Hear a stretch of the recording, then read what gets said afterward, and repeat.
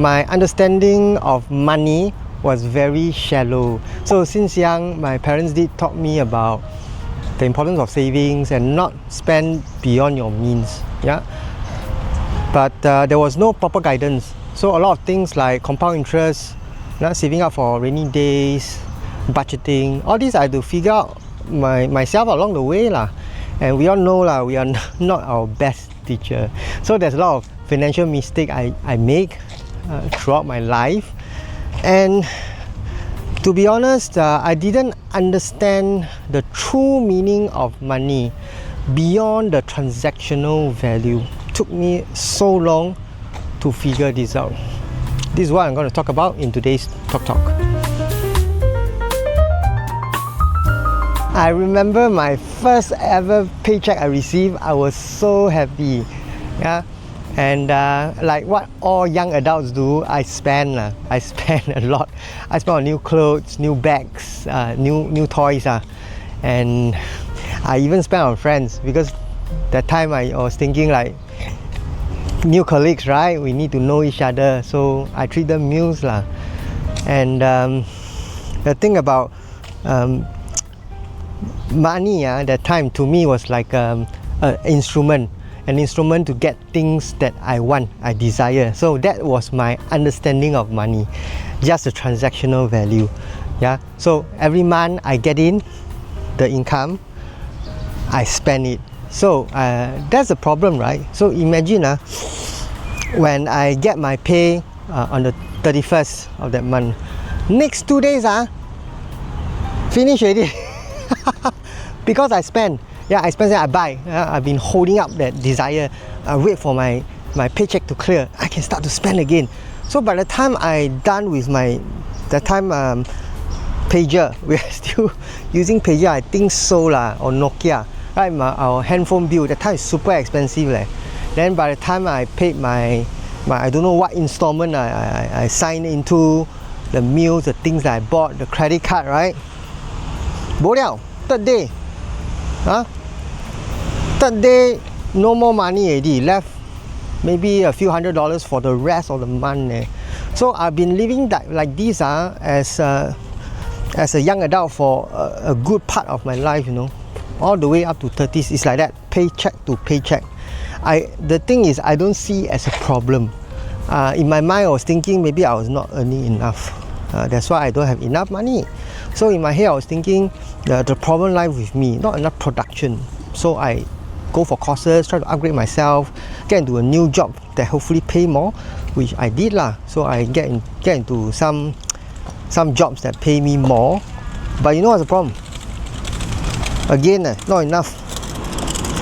not enough of money to keep up with my consumption, because I've been consuming so much every month, just spend and spend. Yeah. So that was a big problem for me. Yeah, spending beyond my means.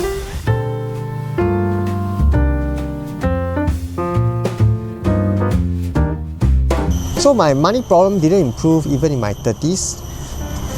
As you know, I came back from UK and became a paralegal. I earned decent. You know, the production of my income did improve. Yeah, the problem is the consumption also increased a lot more, you know. So I have even more credit card bills. I went into a car loan, you know. Weddings are very expensive. I spend more on clothings, you know. So the paycheck to paycheck situation is getting worse and worse, even though I earn more. Yeah, and that's not the worst, you know. The worst thing is I begin to attach values to the dollar note. What do I mean? So for example, I view money as a status symbol. Like the more money you have, the higher status you have. I also attach other value to the dollar note. Like when you have more money, you are more successful, you are more happy. So I attach that kind of emotional things on this dollar note. Like when I have no money, I feel very sad. I feel depressed. I feel useless because I have no money. On the first week of the paycheck, I already run out. And on the day I get my money, right, I feel very happy. So there's a roller coaster kind of feeling attached to this dollar note. So I know already something is not right. It shouldn't be like this, what? You see, by 30s, yeah, I have no savings. I cannot manage my money properly. I'm living paycheck to paycheck. It's not like I don't have a good income stream. I do have, but what's the problem with me? That is when I try to look inwards, because something is definitely wrong, right? When in your 30s, people already starting to have a good traction on their retirement fund, have a good working relationship with their money, able to help them to go through upgrading their skills by going for courses or specialist diploma or whatever, having money to buy things and yet still have money left to even help people, donation, charity or whatever, or help their family members. But for me, it's like totally different side, of the story, So it's really bad. That's when I start to realize is my relationship with money has never been good. I do not understand money at all. It took me like 30 over years to figure out that, to find out actually, to realize that, jialat, my understanding of money is like that only. Something is wrong. Yeah, in fact, I was always wondering, throughout my life, why I can never save. The moment I hit 10K in my saving account, the next moment, bo liao. I don't know, I somehow this irresistible urge to just touch the money you're not supposed to touch. So the savings that I have never work out one, never pass that 10K. I did not understand why, right? And also I try to go into investment, like going to stocks, but also didn't work out because you see, even my emergency fund also, so nothing lah. So I only found out the importance of savings after I'm down and out, after my company fell, after everything wiped out, right? Then I know why you have emergency fund. It's a real thing. It's something that can pull you up, because yes, I agree, money is not everything, but it's a lot it's part of it. And when you are in your 30s, 40s, 50s, you don't have an emergency fund, jialat. Right, because anything can happen at any time, right? So I begin to relook into what's money, what's the meaning of money, and all these things I had to figure out, and I found out after I'm down and out. So what did I learn? I learned that money and wealth, right, they are totally different things. Money is just a tool or instrument for you to get what you want, right? That's all. The monetary or economic value of money, right? But if you know how to manage this thing, right, we call money, then you can generate wealth. So for my past 40 years, I'm using money like that, without giving much thought, just in and out. Money come in, I spend mindlessly, right? So when not enough, I was thinking maybe I didn't produce enough money, so I produce more and then I can spend more. I didn't manage it at all, so I become a vessel, right, for the money to flow through me. That's all. Yeah, obviously then that become a very bad situation where money never enough. Yeah, I was living paycheck to paycheck. Yes.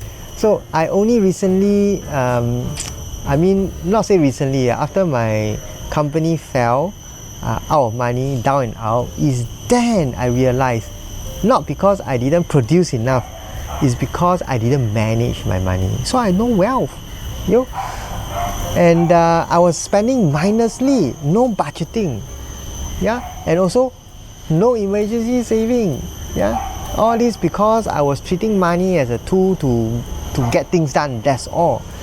So nowadays things works a little bit differently for me in terms of money. So when it comes to money nowadays, I treat it, right, more than just a transactional tool, right?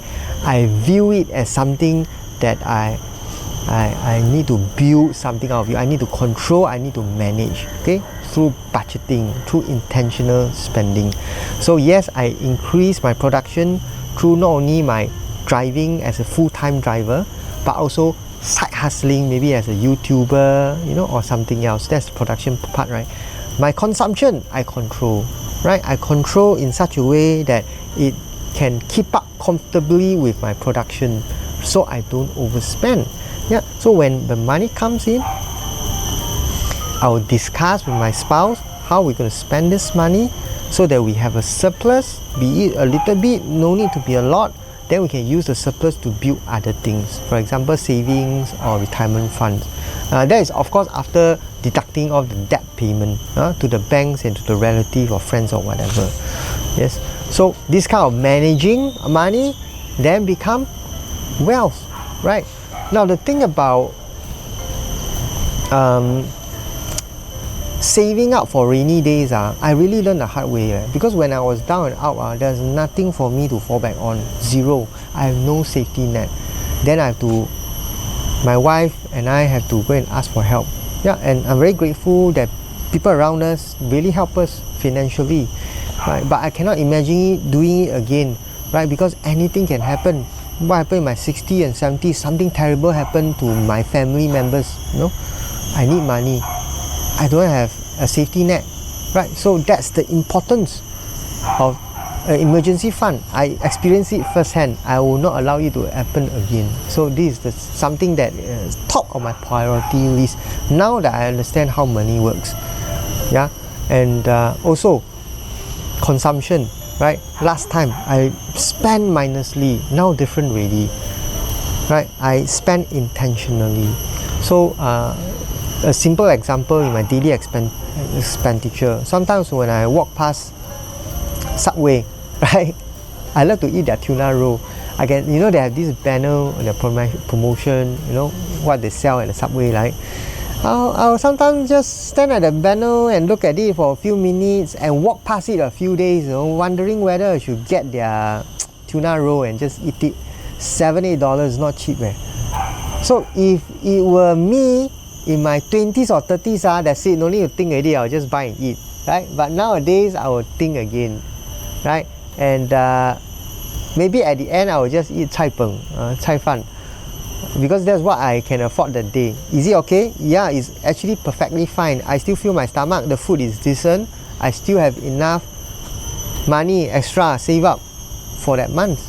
So it's okay. Yeah, intentional. But does it mean that we don't spend? Your spending is a bad thing? No, I'm not saying that. I do splurge sometimes on good food. I go to Zero, I sometimes will even buy a good steak for myself to eat.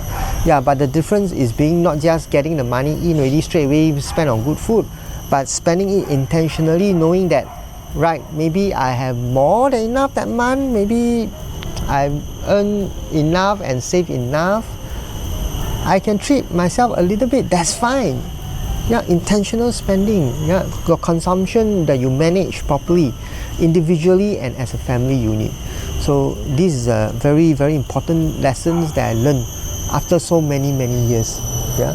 So what's the takeaway after watching this video? Why do I share this financial experience with you? Right? It's just to let you know, right? In Singapore, the cost of living is very high. Sometimes we, by no choice, we have to live like paycheck to paycheck. Is the reality is like that. Right? Sometimes the savings that we have not enough, right, to put it through. But as long as if you understand money as well as a means to manage it properly, you know, how you consume and spend, right? You can rebuild, you can restart. So I hope I can set an example for you that even though I'm in my 50s, yeah, I have no retirement funds, no saving, right? But once you got the knowledge already, right attitude, you can rebuild, right? You can. no matter what kind of profession you are, I'm a taxi driver, and I vlog as a YouTube, doing as a side hustle. I'm rebuilding everything. I'm still paying my debts even up to now.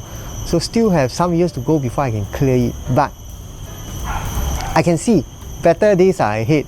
Yeah. So it's not something like wow, jialat already. This is my life. I can't save. I can't be bothered already.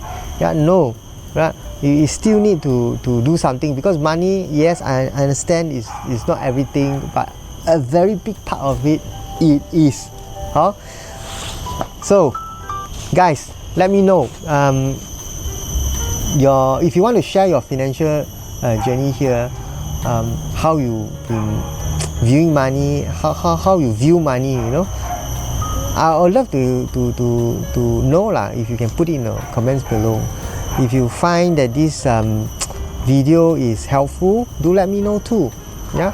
If you think you want to add on something that I can learn from you, please, I encourage you to put it in the comments.